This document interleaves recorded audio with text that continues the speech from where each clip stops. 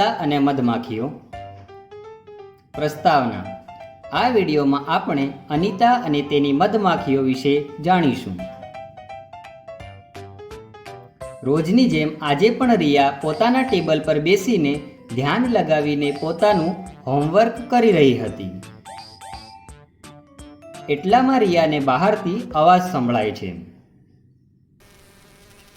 પહેલાં તો રિયાએ બિલકુલ ધ્યાન ન આપ્યું, કારણ કે એને ભણવાનું હતું. પણ થોડી વાર પછી તેનાથી રહેવાયું નહીં.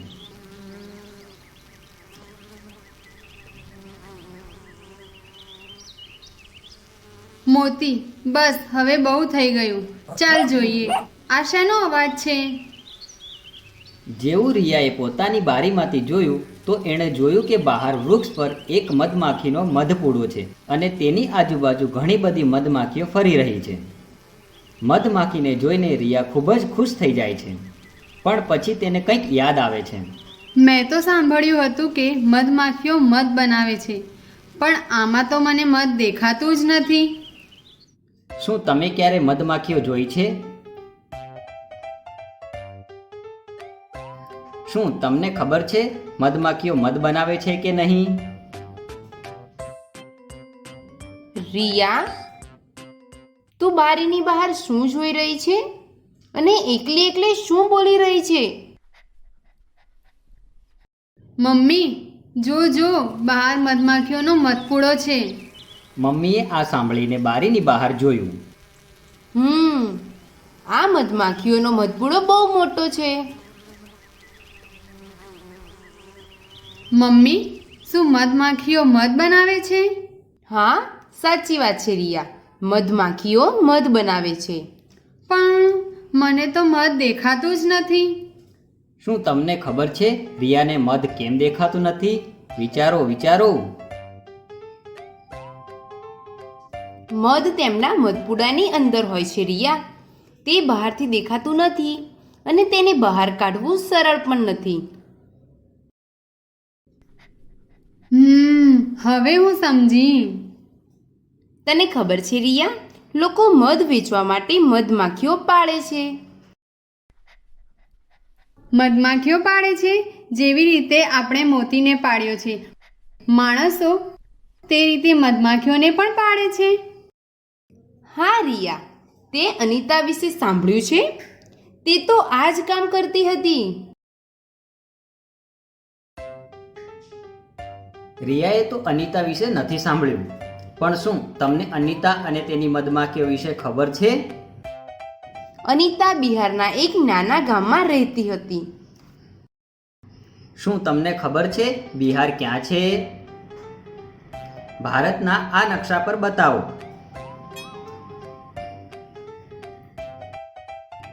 હવે તો અનિતા મોટી થઈ ગઈ છે, પણ થોડા સમય પહેલા અનિતા જેવી એક નાનકડી છોકરી હતી અને તેને ભણવાની ખૂબ જ ઈચ્છા હતી. એક દિવસ બકરીઓ ચરાવતી વખતે અનિતાએ પોતાના ગામની શાળાની દિવાલની ઉપરથી જોયું. શાળામાં આટલા બધા બાળકોને જોઈને તેને પણ શાળાએ જવાનું મન થયું. તો શું અત્યાર સુધી તે શાળાએ જતી જ ન હતી મમ્મી? ના રિયા, તેના મમ્મી પપ્પા પાસે એટલા રૂપિયા ન હતા અને એમને છોકરીઓનું શાળાએ જવું પસંદ પણ ન હતું. તમે તો રોજ શાળાએ જાઓ છો. શું તમે કોઈ એવા બાળક વિશે જાણો છો જે શાળાએ નથી જતું? શું તમને ખબર છે તે શાળાએ કેમ નથી જતું? મમ્મી, તો શું તે શાળાએ જવા લાગી? હા રિયા, શાળાના શિક્ષકોએ તેના માતા પિતાને ખૂબ જ સમજાવ્યા. શિક્ષકોએ એમને સમજાવ્યું કે બધા જ બાળકોને ભણવાનો અધિકાર છે અને ધોરણ 8 સુધી તો તમામ ભણવાનું મફત છે. અને આ બધું સાંભળીને તેઓ માની ગયા. શું તમને લાગે છે કે બધા જ બાળકોને ભણવાનો અધિકાર હોવો જોઈએ? વાહ, અનિતા હવે શાળામાં જઈ શકે છે. અનિતાએ તો ધોરણ 5 સુધી સરસ રીતે ભણી લીધું, પણ ધોરણ 6માં ખર્ચો વધવા લાગ્યો. પણ અનિતાએ આગળ ભણવા માટે પોતાનું મન બનાવી લીધું હતું. તો પછી એણે શું કર્યું? તમે જો અનિતાની જગ્યાએ હોત તો શું કરતા? અનિતાએ પૈસા કમાવા માટે પોતાનાથી નાના બાળકોને ભણાવવાનું શરૂ કર્યું અને ગામના લોકોને પણ શિક્ષણનું મહત્ત્વ સમજાવવા લાગી. પછી એક દિવસ એને ખબર પડી કે ગામમાં લીચીના વૃક્ષ વધારે હોવાના કારણે કેટલાક લોકો મધમાખીઓ પાડીને તેમાંથી મધનું ઉત્પાદન કરે છે. લીચીના વૃક્ષ જ કેમ? કારણ કે મધમાખીઓ લીચીથી વધુ આકર્ષિત થાય છે. એવું? તો પછી અનિતાએ શું કર્યું? અનિતાએ મધમાખીઓ પાળવા માટેનો સરકારી અભ્યાસ કર્યો. વાહ, શું આવો અભ્યાસ પણ હોય છે મમ્મી? બિલકુલ રિયા, પણ તેને મધમાખીઓ પાળવા માટે રૂપિયાની જરૂર હતી અને તેને એ પણ ખબર પડી કે મધમાખીઓ ઓક્ટોબરથી ડિસેમ્બરના મહિના સુધી જ ઈંડા આપે છે. તો અનિતાએ શું કર્યું? અનિતા પોતાના ટ્યુશનના પૈસા બચાવવા લાગી. તે પૈસામાંથી તેણે મધમાખીઓ પાળવા માટે 2 બોક્સ, ખાંડનું પાણી બનાવવા માટે ખાંડ અને બોક્સ સાફ કરવા માટે કેટલીક દવાઓ ખરીદી.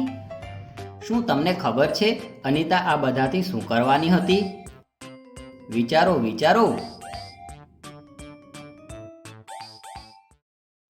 એ વર્ષે ડિસેમ્બર આવતા સુધી અનિતા પાસે ઘણી બધી મધમાખીઓ ભેગી થઈ ગઈ હતી. ધીરે ધીરે અનિતા પાસે 20 બોક્સ થઈ ગયા હતા અને તે તેમાંથી મધ નીકાળીને વેચવા લાગી અને પોતાની કોલેજનો ખર્ચો જાતે કરવા લાગી. અનિતાએ પોતાના ભણતરના પૈસા કમાવા માટે ખૂબ જ મહેનત કરી છે. તમે એવા કોઈ વ્યક્તિને જાણો છો જેણે પણ આવું કંઈક કર્યું હોય? રિયા આ સાંભળીને ખૂબ જ ખુશ થઈ જાય છે, પણ તે હજી એક વાત વિચારવા લાગી. મમ્મી, શું તે મધમાખીઓ તેને ડંખ નહોતી મારતી? ડંખ મારતી તો હતી, પણ અનિતાએ બિલકુલ હાર ન માની. તે ખૂબ જ બહાદુર છે મમ્મી. હા રિયા, મમ્મી, મારે પણ અનિતાની જેમ મન લગાવીને ભણવું છે, પણ પહેલાં હું બહાર જઈને મધમાખીઓને જોઈ શકું છું? હા રિયા, તું જઈ શકે છે, પણ એમની એકદમ નજીક ના જતી.